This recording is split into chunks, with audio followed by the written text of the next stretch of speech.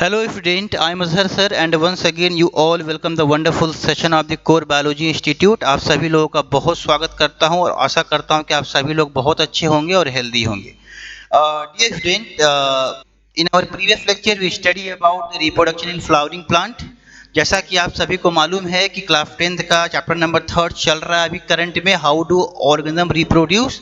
ठीक है, और जो अभी तक हमने वहां पर चीजें पढ़ ली हैं, तो लास्ट टॉपिक हमने पढ़ा था how reproduction in flowering plant, कि which part of the flower, ठीक है, पार्टिसिपेट इन द रिप्रोडक्शन, कि मेल पार्ट कौन सा होता है फ्लावर के अंदर, फीमेल पार्ट कौन सा होता है फ्लावर के अंदर, और किस तरीके का रिप्रोडक्शन फ्लावर के अंदर चलता है। तो आपने पढ़ा था कि flower perform sexually mode of reproduction, plant के अंदर कैसा रिप्रोडक्शन होता है, सेक्सुअल मोड ऑफ रिप्रोडक्शन होता है। ठीक है, but today we discuss about the very important topic and the name of the topic is the reproduction in human being. तो आज हम देखेंगे कि ह्यूमन बीइंग के अंदर रिप्रोडक्शन कैसे होता है। ठीक है, तो यहाँ पे जो ये थोड़ा सा इंट्रो देखो, आज मैं जो पूरा टॉपिक लाया हूँ आपके लिए विद द एनसीईआरटी, ये बेटा एनसीईआरटी इसलिए यहाँ पर आज लाया हूँ बिकॉज ऑफ जो एग्जाम में सारे के सारे एक नंबर के क्वेश्चन आपसे पूछे जाएंगे, मैक्सिमम वो कितने मार्क्स के, यहाँ से खासकर इस चैप्टर से और इस टॉपिक से ज्यादातर एक नंबर के क्वेश्चन आपसे पूछे जाते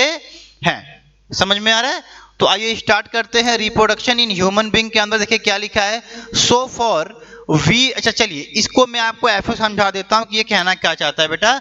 ये कह रहा है कि a different living organism perform the different kinds of the reproduction. For an example, जितने भी यूनिसेलुलर ऑर्गेनिज्म है उनके अंदर मोड ऑफ रिप्रोडक्शन कैसा था, असेक्सुअल था, लेकिन यहां पर हम बेसिकली बात करेंगे सेक्सुअल मोड ऑफ रिप्रोडक्शन की, और ये जो मोड ऑफ रिप्रोडक्शन है ह्यूमन बीइंग के अंदर होता है। फिर यहां पर एक बात लिखा, आप एनसीईआरटी अपने पढ़ेंगे तो लिखा है कि क्लास 8 में हमने पढ़ा कि जब ह्यूमन की ग्रोथ और डेवलपमेंट कैसे होती है आफ्टर द पार्चुरेशन। पार्चुरेशन का मतलब जब कोई बच्चा पैदा हो जाए तो उसकी ग्रोथ और डेवलपमेंट होगी, टीथ का फॉर्मेशन होगा, कुछ परमानेंट जो है टेम्पररी टीथ उसके अंदर आएंगे, फिर परमानेंट टीथ आएंगे। समझ में आ रहा है? तो ये सारी बातें हैं कि कैसे ग्रोथ और डेवलपमेंट होती है बड़े होने के बाद धीरे धीरे, और ह्यूमन बीइंग जो है सेक्सुअली मोड ऑफ रिप्रोडक्शन को परफॉर्म करता है। वही सारी बातें हमको यहाँ पर स्टडी करनी है, पढ़नी है। तो लेट्स स्टार्ट। यहाँ से कोर जो यहाँ से आपकी कोर लाइन है एनसीईआरटी की, यहाँ से स्टार्ट करते हैं बेटा। तो आओ जो है यहाँ से स्टार्ट करते हैं कोर लाइन से एनसीईआरटी की। और चलिए यहां से स्टार्ट करते हैं। हम क्या लिखा है कि all of these are changes that can be grouped under the general process of growth in which of the body become larger, but teenage year a whole new set of change occur that cannot be explained simply as body enlargement. Instead, the appearance of the body changes, proportions change, new features appear, and so do new sensation. Some of these changes are common to both boys and girls. We begins to notice thick hair growing in the new parts of the body such as armpit and these genital area between the thighs, which can also become darker in color. ठीक है, and thinner hair can also appear on legs and arms as well as on the face. To skin, the skin frequently become oily and we might to develop pimples. अच्छा चल बेटा, यहां तक जो मैंने बातें आपको अंडरलाइन की है, एक एक लाइन आपको समझाना चाह रहा हूं। ठीक है, यहां पर थोड़ा आप ध्यान से देखो। जैसे हमने कहा कि बेबी है, ठीक है, बेबी, तो इसकी क्या होगी भाई बताओ? इसका ग्रोथ होगा, इसकी क्या होगा? ग्रोथ होगा, इसका बड़ा होगा। बड़ा होने के बाद यह किस कंडीशन में पहुंचेगा बेटा? चलो मैंने कहा एडल्ट, जो है एडल्ट हो गया। क्या हो गया? एडल्ट हो गया। तो चाहे ये गर्ल हो, चाहे गर्ल्स हो, चाहे बॉयज हो, ठीक है, कुछ जो सिम्टम होते हैं, कुछ जो चेंजेज होते हैं, जो प्रोडक्ट चेंजेज होते हैं, कुछ वो मेल और फीमेल में लगभग एक जैसे होते हैं। फॉर एन एग्जांपल, अगर मैं गर्ल्स को कहा जाए ये रीच करती हैं 12 to 13 ईयर की, ठीक है, और बॉयज जो है कह देते हैं 13 to 14 ईयर के एज में अगर ये पहुंचते हैं तो इनके अंदर कुछ फर्दर चेंजेज होते हैं। किस तरीके के चेंजेज गर्ल्स एंड बॉयज के अंदर देखे जाते हैं वो थोड़ा सा आप यहाँ पर ध्यान दीजिए, ठीक है। अब यहाँ पर देख बेटा क्या हो रहा है कि कह रहा है कि देख, अगर मैं मान ले कि ये कोई इमेज में बना रहा हूं, चलो ये इमेज को आप गर्ल समझो या बॉय समझो, ठीक है। तो देखो हमारी बॉडी जो है बेसिकली 3 पार्ट में divide, student. Our body is basically divided into 3 parts. Number 1, जैसे इस रीजन को हम क्या बोलते हैं बेटा, जैसे ये हम कहते हैं चलो चेस्ट है, ठीक है, तो इसको कहते हैं थोरैसिक रीजन। क्या बोलते हैं, याद करो, इसको बोलते हैं थोरैसिक रीजन। जो पेट वाला हिस्सा इसको क्या बोलते हैं, एब्डोमिनल रीजन। और जो कमर के नीचे वाला हिस्सा उसको बोलते हैं पेल्विक रीजन। क्या बोलते हैं, पेल्विक रीजन। तो बेसिकली हमारी बॉडी 3 पार्ट में डिवाइड हो गई, thoracic region, abdominal region and pelvic region. अब क्या क्या चेंज हो गए, देख बेटा, जो जैसे ये हैंड है, ये ऐसे में खड़ा हूं बेटा, तो ये हैंड है बेटा, तो यहां पर जो है ये जो हिस्सा है इसको आर्मपिट कहते हैं, जहां पर हेयर का फॉर्मेशन होता है। समझ में आ रहा है। जब कोई एडल्ट होगा, चाहे वो गर्ल्स हो चाहे बॉयज हो, तो इस वाले रीजन पर, आर्मपिट वाले रीजन पर, कहां पर, आर्मपिट वाले रीजन पे क्या फॉर्मेशन होगा, हेयर का फॉर्मेशन होगा, हेयरी फॉर्मेशन, ठीक है। क्या होगा, हेयर फॉर्मेशन होगा। समझ में आ रहा है। अब उसके बाद देखो जो ये वाला हिस्सा है बेटा, पैल्विक रीजन। क्या, पैल्विक रीजन जो है नीचे वाला हिस्सा, जहां पर रिप्रोडक्टिव ऑर्गन प्रेजेंट होते हैं, जहां पर क्या होते हैं, रिप्रोडक्टिव ऑर्गन प्रेजेंट होते हैं, उसकी बात करेंगे हम डिटेल में बेटा। जो ये रिप्रोडक्टिव ऑर्गन है, यहां पर इस एरिया पर भी क्या फॉर्मेशन होता है, हेयरी फॉर्मेशन। क्या होता है, हेयर फॉर्मेशन यहां पर भी होता है, ठीक है। और जब वो गर्ल्स और बॉयज बड़े होते हैं, तो बड़े होने के बाद क्या होता है कि जैसे उनके पैरों पर, ठीक है, थिन हेयरी फॉर्मेशन, पैरों पर छोटे छोटे हेयर फॉर्मेशन होते हैं, ठीक है। और क्या होता है, स्किन जो है ऑयली हो जाती है, और ऑयली स्किन होने के बाद क्या होता है, वहां पर पिंपल्स का फॉर्मेशन होता है। क्या होता है, पिंपल्स निकलने लगते हैं। अब ये नहीं कि भैया जैसे मान लो कोई लड़का है या कोई लड़की है, देन आफ्टर अगर में वो पहुंच रहा है कि इस एज में 13 to 14 ईयर और उसको पिंपल्स का फॉर्मेशन हो रहा है, तो this is the symbolic representation for the adolescence, clear cut evidence, चलो कोई दिक्कत नहीं है। बट कभी कभी फर्दर क्या होता है कि कुछ कुछ जो है बॉयज और गर्ल्स के अंदर फंगल इन्फेक्शन भी हो जाता है, जिससे पूरे चेहरे के ऊपर पिंपल्स निकल आते हैं। तो आप वहां पर ये मत समझना कि नहीं नहीं नहीं सर ने भाई बोला है, हमने पढ़ा है कि this is the symbolic representation for the adolescence, कोई दिक्कत नहीं है। नहीं नहीं, जो वो पिंपल्स निकलेंगे बेटा उनका नंबर कम होगा। पहली बात, उनका नंबर क्या होगा, कम होगा, और वो टाइम पे कुछ दिनों के बाद सही हो जाते हैं। लेकिन अगर में फंगल इन्फेक्शन होगा तो वो लंबे समय तक स्किन पे पड़े रहेंगे और स्किन की सेल को डैमेज कर देंगे, ठीक है। तो ये फर्क आप को समझना पड़ेगा यहाँ पर, ठीक। यहाँ पर फिर देखिए लिखा है कि we begin to be conscious and aware of both our own bodies and those of other in the new way, ठीक है। तो हमारी बॉडी के अंदर जो अलग अलग प्रकार के अलग अलग तरीके से चेंजेज हो रहे हैं, उनको हमें समझने की जरूरत है, ठीक। आगे देखो क्या लिखा है, on the other hand there are also change taking place that are different between the boys and girls. In girls, breast size begin to increase with the darkening of the skin of the nipples, ठीक है, at the tips of the breast. Also, girls begin to maturate at around this time. पहले इतना समझ लो बेटा आप थोड़ा सा। देखो अभी तक तो आपने क्या पढ़ा, अभी तक आपने पढ़ा कि when the girls and boys, ठीक है, reaching the age of adolescence, reaching the age of adolescence, there is the same type of the changes in our body.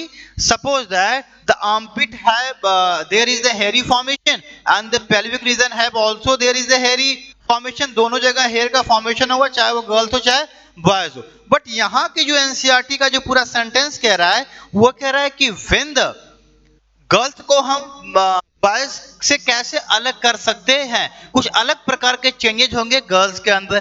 देख बेटा, जब गर्ल बड़ी होंगी, ठीक है, जो when the girls are reaching the age of adolescence, there is the some changes, ठीक है, जो डिफर करेंगे बॉयज से, ठीक। कैसे, देखो वहां पर होता है बेटा, जैसे देखो वहां पर उनके पास ब्रेस्ट फॉर्मेशन होता है। क्या होता है, इधर देखो, ब्रेस्ट फॉर्मेशन होता है। क्या होता है?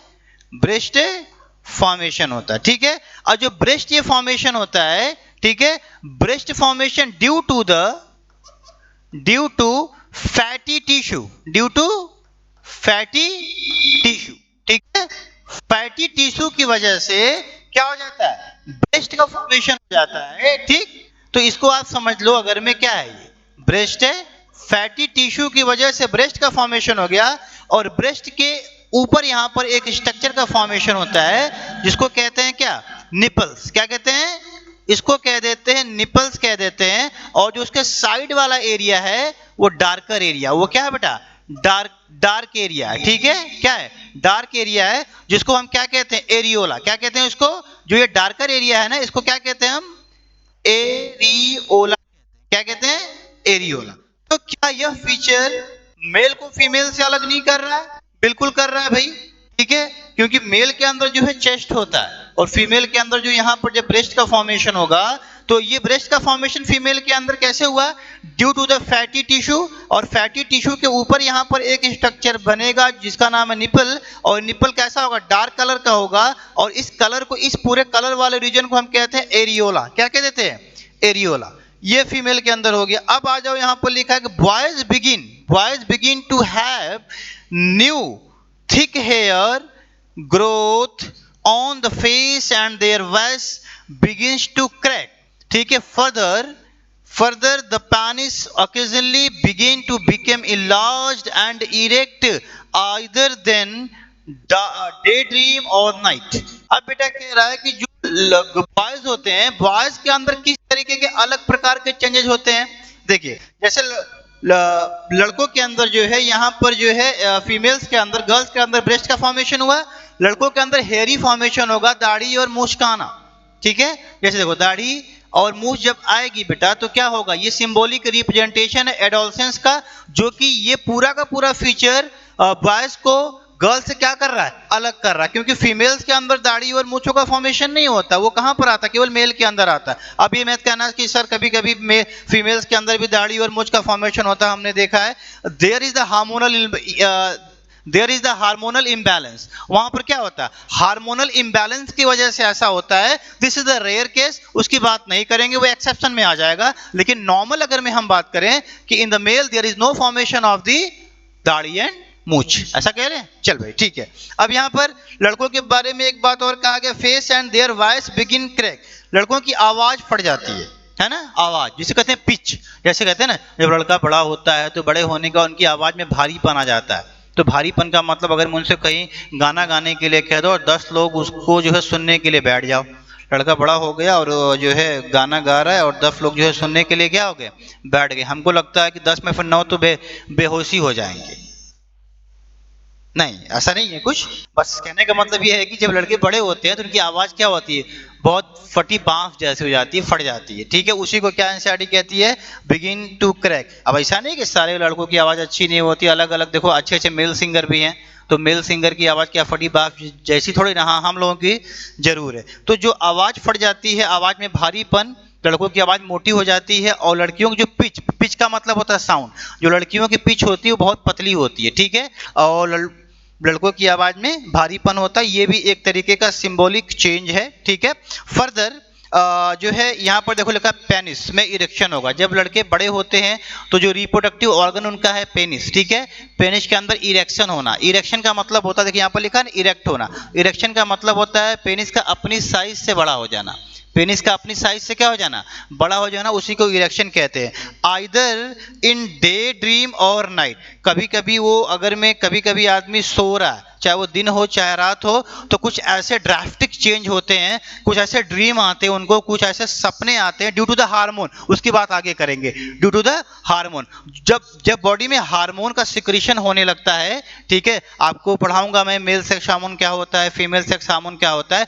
जब ये हार्मोन बॉडी के अंदर सिक्रीट होने लगते हैं, इनका फॉर्मेशन, इनका सिंथेसिस होने लगता है, तो ये डे ड्रीम और नाइट ड्रीम आते हैं, जिसमें पेनिस का इरेक्शन होता है, पेनिस अपने साइज से बड़ा हो जाता है, ठीक है। फिर लिखा है कि all of the changes take place slowly over the period of month and the year, and they do not happen all of the same time of the one person, nor do they happen at the exact age. अब बेटा यहाँ पर एक बात देखो लिखी है NCERT कि यह सारी की सारी प्रोसेस बहुत स्लो है। ऐसा तो नहीं है कि आज कोई पैदा हुआ कल से सारी ये बात उसके अंदर होने लगे, ऐसा नहीं है। These process are a very slow process, और ये जो है डिफर करती है पर्सन टू पर्सन। अब इसका मतलब क्या डिफर करती है पर्सन टू पर्सन? इसका मतलब ये है कि देखो बेटा यहाँ पर एक से मिस हुई है जो ये है मेंस्ट्रुएशन, मेंस्ट्रुअल साइकिल जो गर्ल्स में चलती है, इसको हम कहते हैं पीरियड्स। क्या कहते हैं? पीरियड्स। ठीक है, मेंस्ट्रुअल साइकिल के अंदर क्या होता है कि ये डिफर करती है ना ये भी, कि भाई किसी मेल फीमेल्स में जो ये 12 टू 13 ईयर में रन हो जाएगी, किसी में हो सकता है 14 टू 15 ईयर में हो। तो ये बॉडी की फिजियोलॉजी के ऊपर कि आदमी कैसा है, उसकी बॉडी की एनालॉजी और फिजियोलॉजी कैसी है, तो बॉडी के स्ट्रक्चर के ऊपर डिपेंड करता है कि ये किस ह्यूमन के अंदर, किस मेल और फीमेल के अंदर ये सारी प्रोसेस कब कब होगी। ठीक है, आगे देखो, in some peoples they happen early and quickly while in the other they can happen slowly। देखा गया है जैसे हमने कहा कि जो किसी फीमेल्स के अंदर ऐसा होता है कि जो पीरियड्स होते हैं, जो मेंस्ट्रुअल साइकिल होते हैं वो जल्दी रन हो जाते हैं, किसी में लेट होते हैं। तो मैं वही बात आपको समझा रहा था, ये पूरा का पूरा फंक्शन डिपेंड करता है बॉडी की फिजियोलॉजी के ऊपर कि बॉडी की फिजियोलॉजी कैसी है, बॉडी का जो है फंक्शनिंग कैसी है। ठीक है, बॉडी का इसमें हेल्थ इश्यू भी होता है। ठीक है, बॉडी की हेल्थ, आपकी हेल्थ कैसी है, तो सारी डिपेंडेंसी उसी के आधार पे होती है। So each changes does not become complete quickly either, so for example thick hair of the. ठीक है, अब थोड़ा सा आगे चलते हैं। क्या इतनी बात आपको समझ में आ गई बेटा? इतनी बात आपको समझ में आ गई होगी, एक एक पॉइंट आपको समझा दिया हूं यहाँ पर। ठीक है, तो यहां से अब थोड़ा सा हम आगे की जर्नी पे मूव करते हैं। आइए, अब यहां से यहां तक हम क्विकली, यहां तक हम पढ़ चुके थे। देखिए यहां तक सेंटेंस को हमने आपको क्लियर कर दिया था। ठीक है, चल अब यहां से आप थोड़ा सा ध्यान से देखिए, यहां से क्या कह रहा है भाई, आ जाओ, जस्ट मिनट वेट स्टूडेंट। देखिए यहां पर क्या लिखा हुआ है, चलिए यहां से देखिए आप, quickly while other they can happen slowly, मतलब किसी के अंदर ये जो ड्रास्टिक चेंज होते हैं ये जल्दी हो जाते हैं, और किसी के अंदर लेट भी ये सारे चेंजेस देखने को मिलते हैं। Also each changes does not become complete quickly either, so for example thick hair on the face of the boys appears of the few scattered hair first, and only slowly does the growth begin to become uniform। Even so all these of changes show differences between the people, just as we have differently shaped noses of fingers।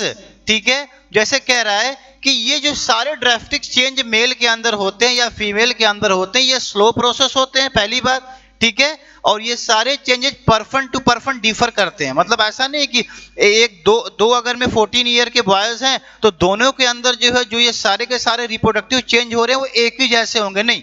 मैंने कहा कि यह उनके body के ऊपर, उनकी physiology के ऊपर डिपेंड करेगा। समझ में आ रहा है? फिर यहाँ पर कह रहा है जैसे अगर मैं दो लड़कों को ले लो भैया, दोनों के नाक क्या एक जैसी होगी? नहीं हो सकता, उनकी नोजेस भी आपस में क्या हो, डिफरेंट टाइप्स की हो सकती हैं।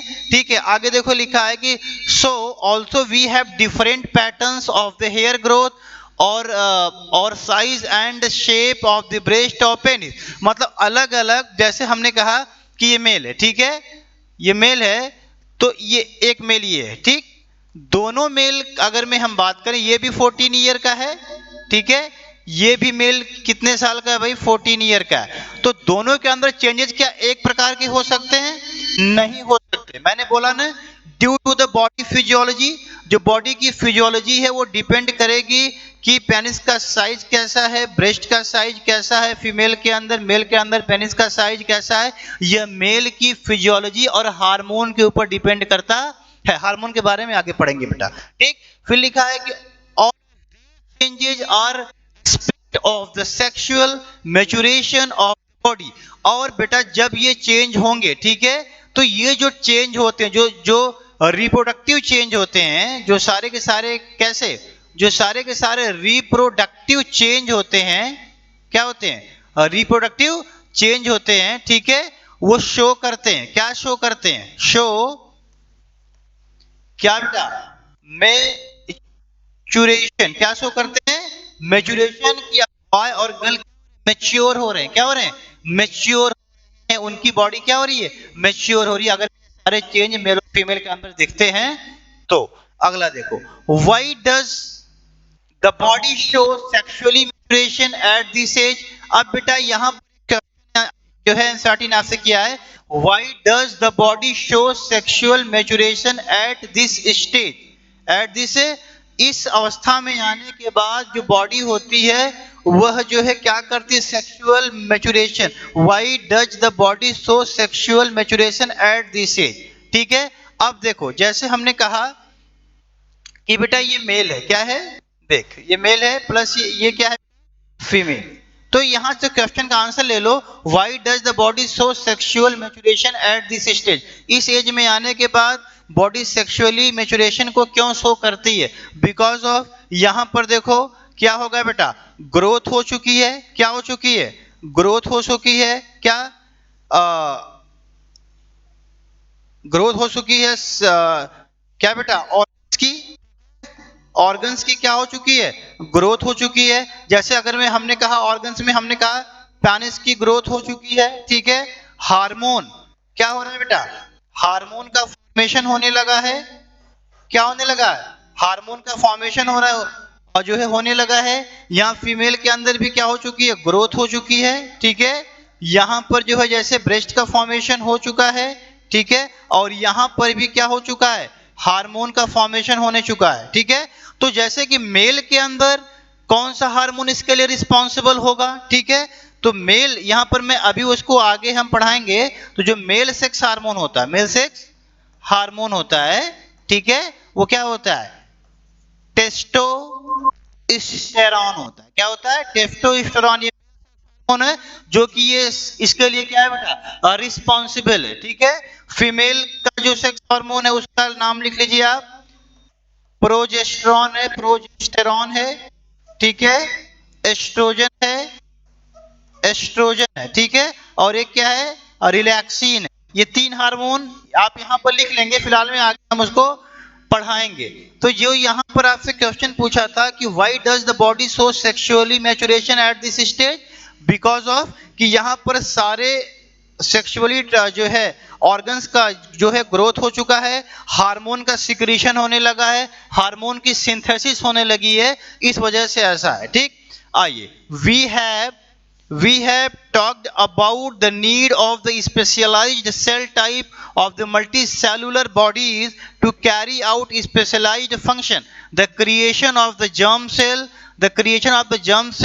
to participate in the sexually reproduction is another specialized function, and we have seen that plants develops special cell or tissue type of the create them। अच्छा बेटा देख, यहां पर कह रहा है कि जब सभी चीज का डेवलपमेंट हो जाएगा, ठीक है, तो आंसर दे रहा है यहां पर एक वर्ड लिखा है जर्म सेल, क्या लिखा है, जर्म सेल, ठीक है। तो जर्म सेल क्या होते हैं, जैसे देख मेल के अंदर क्या बनता है, स्पर्म का फॉर्मेशन होता है, मेल के अंदर क्या बनता है, स्पर्म बनता है, समझ में आ रहा है। तो इस स्पर्म को हम जर्म सेल कह सकते हैं, क्या कह सकते हैं, जर्म सेल कह सकते हैं, ठीक है।